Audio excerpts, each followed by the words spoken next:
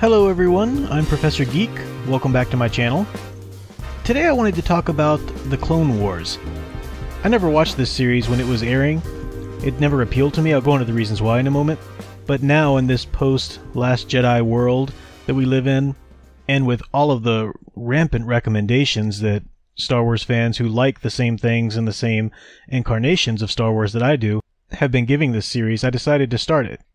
And just in the first small chunk that I've watched so far, I've recognized something that really works for this series, so I wanted to talk about how it employs, to a certain extent, Aristotle's Dramatic Unities. Obviously, I've only seen a handful of episodes, and people tell me, oh, just wait for it, you haven't seen anything yet, the writing's going to get so much better as you go in, the animation's going to get so much better. And that's great, I'm looking forward to that, but I just figured I would chronicle my journey through the series with certain observations that I make. But I'm really enjoying the story so far. I watched the handful of episodes I had to before the film, I watched the film, and now I've watched a handful of episodes after that. Ahsoka's incredibly annoying. I don't understand how she could possibly develop into a character that I will love one day as many other people do, but people are telling me she gets better and she gets pretty amazing, so I'm happy to strap in and see how this progresses. As I said, I see it really employing Aristotle's Dramatic Unities to great effect. So let me define the unities first, and then talk about how I see them employed in the series, thus far anyway. Aristotle, Greek philosopher, wrote a lot about the tragedies and comedies, the plays of his day. And in a great work of critique, he wrote that a solid play should adhere to three dramatic unities. A unity of place, meaning that the story should take place basically in one locale. A unity of time, meaning that the story should take place in no more than 24 hours. And a unity of action, meaning that it should basically be one plot, no subplots. Now, as I'm reading this, you're already thinking of many, many wonderful stories, movies, plays, whatever, that break these rules. But Aristotle was talking about the Greek plays, which were limited in time, they weren't long plays, and what he says makes sense for those restrictions. A shift in time into the future or the past would mean a lengthy stage transition. You're going to lose audience's interest in that moment. You want to keep your pacing constant, keep the tension that you're developing, keep the audience investment. And the strictures that were placed on the ancient Greek plays are very similar to those placed on a 30-40 minute television show today. And that's why I see a lot of this in the Clone Wars. When it was first airing, or they announced that it was going to be a new series, it didn't even remotely appeal to me to watch, because I thought, of all the wonderful events in the Star Wars universe, why choose the Clone Wars to set a series when we've already seen that in the prequels?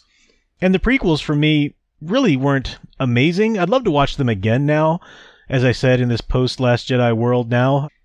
I didn't hate them by any means, but when I watched them as they came out in theaters, it was hard to stay excited or invested because it's a story that I already knew the ending. I could only invest so much in Anakin Skywalker knowing that he becomes Darth Vader, and knowing the ending of the other characters' arcs as well.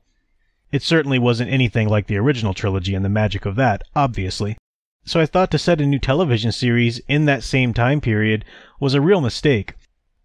But even with the small amount I've watched of the Clone Wars, I care about that time period of the Star Wars universe so much more now than I did from just watching the prequels. Count Dooku seems like a far more menacing villain than he did in the film. Anakin, even though I know his ending, I'm invested in him far more now in the development that he's had just in the episodes I've watched than he did in those prequels as well. Of course, Obi-Wan, Yoda, Master Windu, all of those characters I enjoyed from the beginning. So I'm impressed by that. I'm impressed that we get to see General Grievous a lot more on screen.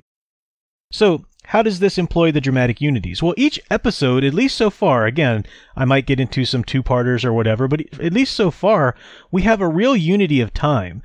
All of the stories, all of the episodes so far take place in really no more than about 24 hours. And that's great. It's good for building tension. It's good for the stakes.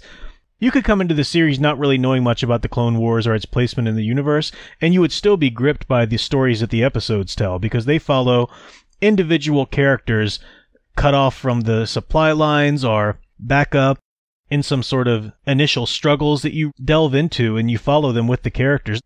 So again, unity of time, unity of place, one locale. It jumps back and forth a little bit, maybe to the council and orders that are given, but for the most part, at least thus far, the action has remained on the planet or in orbit or wherever the tension, wherever the drama is of that episode, wherever the danger is, wherever the stakes are high, that's where the focus of the episode has remained, and that's a great thing. Unity of action, one plot, no subplots. Again, for a 30-40 minute episode, you don't really have time for a lot of subplots, so maybe you have one here or there, but it's light, it doesn't take away a lot of the focus from the main plot, and it serves to draw me into this story. All of these dramatic unities will draw you into the individual episodes, but the great thing about a series is that if you are drawn into the episodes, one after another, you will be invested in the entire series, because now you care about these characters, you care about the long-range goals, and what's at stake in their future. It's really solid storytelling. Again, I know people have seen the entire thing, will tell me, oh, just wait, and I am. I will wait, I will continue to watch, and I will continue to chronicle my journey as we go through. But just what little bit I've watched so far struck me as so well done, and I appreciated the adherence to the dramatic unities, because these are things that a lot of storytellers and writers, filmmakers, they like to disregard nowadays. They think, well, that's not relevant anymore, that was just for a bunch of old Greek plays or whatever. No, they're still very relevant, even though you do not have to adhere to them to the letter all of the time now, with the different methods and mediums and genres of storytelling we have.